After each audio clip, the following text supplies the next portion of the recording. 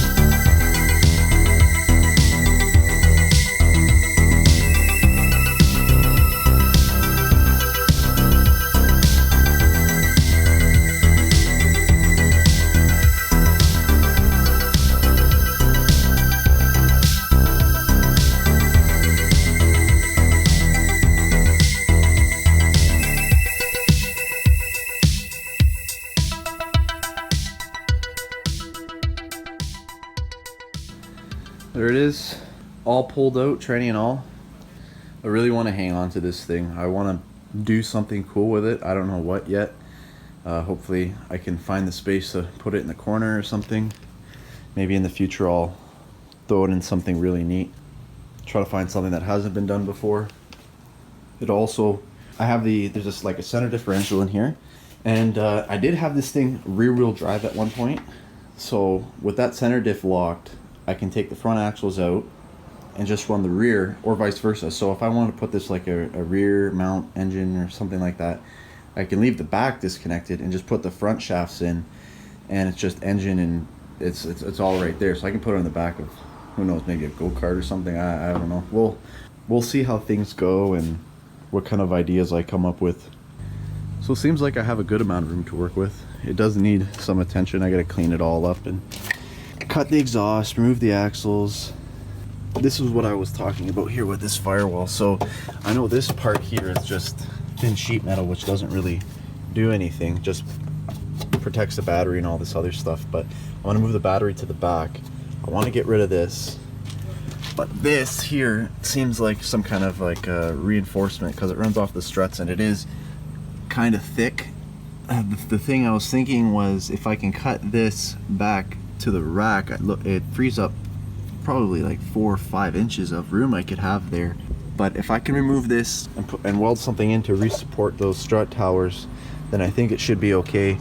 It's already got a built-in bar here, but that's not the greatest. But as it sits, what I've measured from about the firewall to where the rad support sits in, because the fans sit kind of flush right here between both posts, is about 26 inches. It might be a little bit more, but I leave a little bit of room just so it has some room to work on it and so it doesn't rub on anything.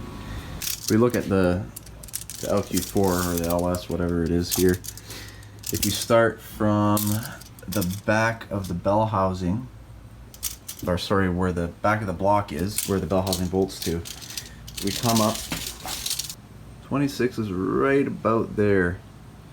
And I really did want to get rid of all these accessories and brackets and stuff. I want to minimalize it as much as possible.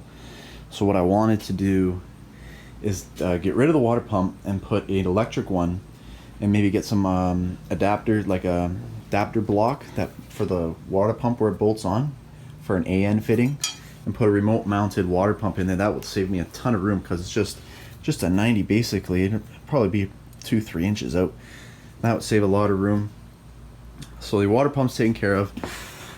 And then all I would need is alternator and power steering. I'd like to have AC, but that can be figured out later. So if I can tuck the alternator in this pocket here, or sorry, the alternator in this pocket here, and the power steering pump in there, that would take care of a lot of it. And then the LS4 crank pulley from the GM front wheel drive cars that had the 5.3 in it, I believe they have the shortest pulley, those, and then along with a Corvette pulley on there. So yeah, so now I'll just focus on cleaning this up.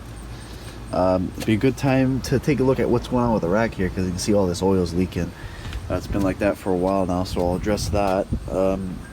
Get rid of any wiring that's related to the factory engine on this. All these plastic pieces, get it all nice and cleaned up so I can work on it and cut it all out and for what I need to do. So I think I'm going to end this video off there. I'm going to get the engine prepped up in the next video, and I'm going to try to get this engine off the stand, and we're going to put it in there and see how everything sits, see if we do have to do any cutting, how well the engine mounts line up. And what I just thought, that oil pan sits pretty low. I don't know if that's going to hang too low from the car, so we might end up, I don't want to lose any capacity of the pan if we're just going to chop it, shorten the pickup tube. I think it'd just be easier to get another oil pan at that point. But yeah, next video, I'm going to clean up the engine bay and get that engine in there and see how everything sits. I'm going to try maintaining weekly uploads with this. I do work during the week, so I only get to pick at it during the week. So weekends are the time where I really get to hammer down on this thing. So expect new uploads every weekend. Make sure you subscribe if you want to see more, to make sure you don't miss anything. Thanks. Bye.